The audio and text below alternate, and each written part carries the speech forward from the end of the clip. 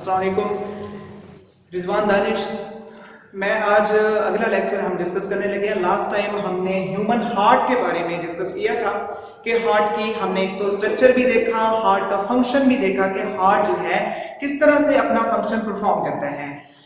तो जब हार्ट अपना फंक्शन परफॉर्म करता है, ब्लड को पूरी बॉडी में सप्लाई करता है, तो सप्लाई करने के लिए उसको कोई ट्यूबुलर सिस्टम भी तो चाहिए, कोई नालियां, कोई इस तरह की कोई ट्यूब्स भी तो चाहिए ना, जिनमें ब्लड ने सप्लाई करना है, हार्ट ने ब्लड को सप्लाई करना है। तो वो ट्यूब्स जो है वो हमारी बॉडी में होती हैं ब्लड वेसल्स। वेसल्स उन तमाम चीजों को कहते हैं जिनके अंदर होल होता है, कोई ऐसी जगह होती है जिसमें से किसी चीज को पास आउट करने के लिए अलाउ किया जाए। तो हमारी बॉडी के अंदर तीन तरह के ब्लड वेसल्स हैं, आर्टरीज, कैपिलरीज एंड वेन्स। इन तीनों नालियों में, इन तीनों ब्लड वेसल्स के अंदर ब्लड जो है वो मूव कर रहा है। हमारी बॉडी के अंदर जो ब्लड मूव कर रहा है वो इन तीनों के अंदर मूव कर रहे हैं। तो कहीं पे आर्टरीज हैं, तो कहीं पे कैपिलरीज हैं, तो कहीं पे वेन्स हैं। लेकिन इन तीनों में डिफरेंस फिर कहां है? जब नालियों में ब्लड मूव ही कर रहा है तो डिफरेंस क्या है? वो डिफरेंस हम यहाँ पे देखेंगे, डायग्राम्स की मदद से भी हम इनको जो है ना डिफरेंशिएट करेंगे। देखिए, जो आर्टरीज है ये वो नालियां हैं जो ब्लड को अवे फ्रॉम द हार्ट लेके जाती हैं। यानी कि अगर ये मेरा हार्ट है तो ब्लड को जो पंप करते हैं, आप अगर याद करें एओर्टा में हमने देखा था, एओर्टा के जरिए ब्लड को पूरी बॉडी के अंदर सप्लाई किया जाता है। तो अवे फ्रॉम द हार्ट यानी कि ब्लड को हार्ट, अगर ये हार्ट है तो ये ब्लड पूरी बॉडी में जो सप्लाई हो रहा है वो आर्टरीज के जरिए हो रहा है। और हमने ये भी देखा था कि जो पूरी बॉडी में ब्लड को सप्लाई किया जाता है वो ऑक्सीजनेटेड ब्लड होता है। तो जो आर्टरीज है, यहां से हमने ये देख लिया कि आर्टरीज के अंदर एक तो ऑक्सीजनेटेड ब्लड होता है, वो ब्लड जिसके अंदर ऑक्सीजन ज्यादा है, और आर्टरीज जो है ये थिक होती हैं और फ्लेक्सिबल होती हैं। इनके अंदर जो टिश्यूज पाए जाते हैं, अगर इनकी जो मोटाई है अगर उसको हम देखें तो वो जो टिश्यूज होते हैं वो फ्लेक्सिबल होती हैं कि कहीं पे ब्लड प्रेशर अगर हाई होने लगे तो ये भी उनको जो है कंट्रैक्ट, रिलैक्स होने की सलाहियत रखती है। और इसके अलावा जो है हमने देखा कि इन तमाम आर्टरीज के अंदर ऑक्सीजनेटेड ब्लड है, सिवाय एक आर्टरी की। एक ऐसी आर्टरी है जिसके अंदर डीऑक्सीजनेटेड ब्लड होता है। तो वो कौन सी आर्टरी है? पल्मोनरी। ये पल्मो का क्या मतलब है? अक्सर हम जो है ना सिरप्स वगैरह के ऊपर देखते हैं पल्मो लिखा होता है। पल्मो का मतलब होता है लंग्स। वो आर्टरी जो ब्लड को लंग्स के पास लेके जा रही है उसके अंदर डीऑक्सीजनेटेड ब्लड होगा, यानी कि ये वाली आर्टरी, ये जो ब्लड इधर जा रहा है लंग्स के अंदर जा रहा है, तो ये कौन सी आर्टरी लेके जा रही है? Pulmonary artery. तो ये हो गया अबाउट आर्टरीज। आर्टरीज के बारे में जो खुलासा है, जो मेन समरी है, चाहे आप हर लेवल पे भी पढ़े तो वो ये चार चीजें हैं मेनली। वो क्या है? एक तो ब्लड को अवे फ्रॉम द हार्ट लेके जाती है, और सिवाय पल्मोनरी आर्टरी के तमाम आर्टरीज में ऑक्सीजनेटेड ब्लड पाया जाता है। Next, capillaries. अब ये देखिए, ये आर्टरी है, आर्टरी जो है यहां से डिवाइड होके आर्टेरियोल्स में तकसीम होती है। आर्टेरियोल्स है वो मजीद डिवाइड करके बारीक बारीक नालियों में डिवाइड हो जाती है, तकसीम हो जाती है, जिनको हम नाम देते हैं कैपिलरीज का। अब ये जो कैपिलरीज है इनके बहुत ज्यादा फंक्शन है हमारी बॉडी के अंदर। वो कैसे? कि कैपिलरीज का एक काम ये भी है कि ये जो हम फूड खाते हैं तो फूड की जो सप्लाई एक एक टिश्यू के पास, एक एक सेल के पास होती है, वो कैपिलरीज के जरिए होती है। वो कैसे? मिसाल के तौर पर ये एक सेल है, तो सेल के अंदर जो फूड आ रही है वो आर्टरी के जरिए आ रही है, सॉरी कैपिलरीज के जरिए। ये देखिए, ये कैपिलरी है। अब इस कैपिलरी के अंदर ये फूड के पार्टिकल्स हैं, ग्रेन्यूल्स हैं, इसके अंदर जो है ऑक्सीजन भी आ रही है, ऑक्सीजनेटेड ब्लड आ रहा है इसके अंदर।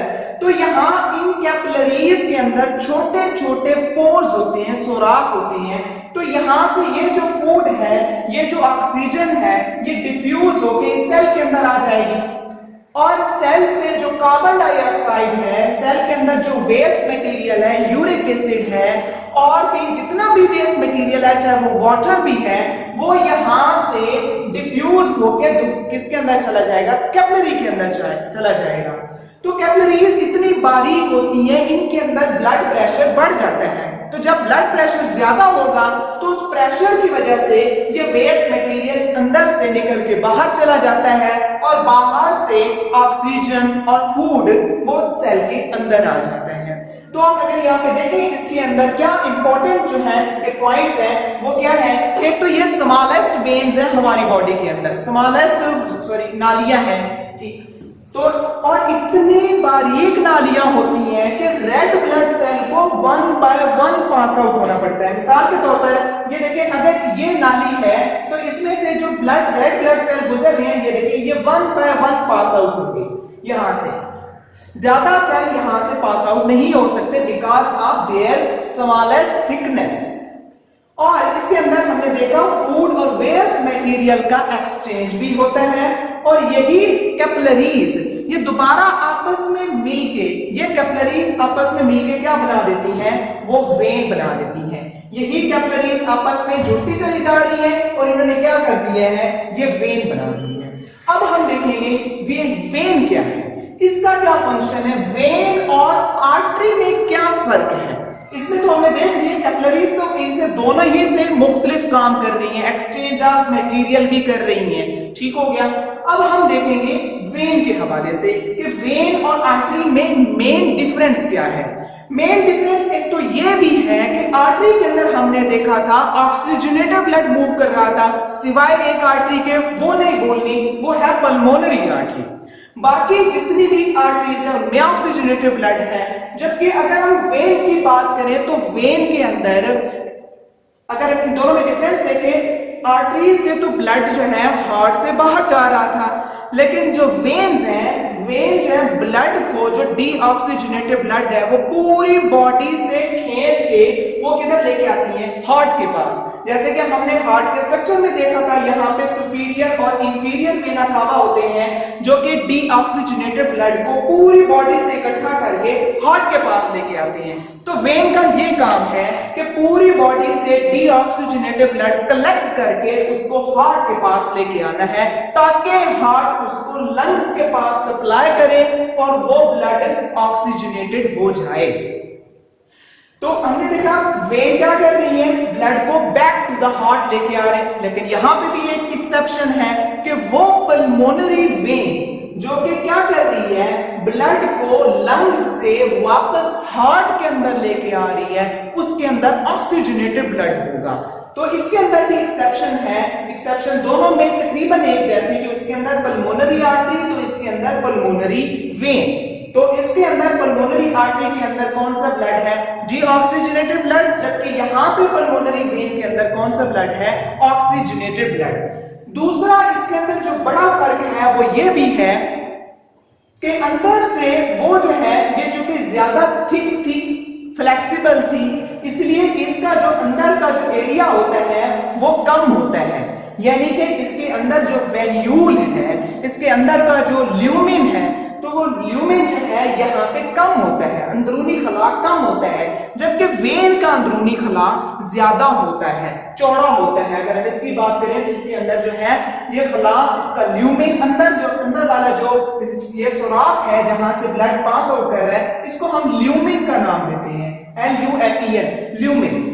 तो इसका ल्यूमिन कम है, उसका ल्यूमिन ज्यादा होता है। दूसरी बात यह है कि जब अगर हम एजेड लोगों में देखें तो उनमें अक्सर हम सुनते हैं कि उनको हाई ब्लड प्रेशर का जो है इश्यू रहता है। उसकी वजह भी यही होती है कि इसके जो कनेक्टिव टिश्यू है वो कंट्रैक्ट और रिलैक्स होने की सलाहियत खो चुके होते हैं, इसलिए इनके हार्ड होने की वजह से ब्लड की जो सप्लाई है वो बहुत तेजी से होती है, इसलिए उनका ब्लड प्रेशर बढ़ जाता है। तो ये हमारा टॉपिक था जिसमें हमने ब्लड वेसल्स के हवाले से देखा कि ब्लड वेसल्स का क्या काम है। ब्लड वेसल्स का काम है पूरी बॉडी के अंदर ब्लड के फ्लो को बरकरार रखना और पूरी बॉडी के अंदर ब्लड को सप्लाई करना। और इसकी जो है 3 टाइप्स को हमने तफसील से पढ़ा और नेक्स्ट टाइम हम इसके डिजीजेस के हवाले से देखेंगे। लेक्चर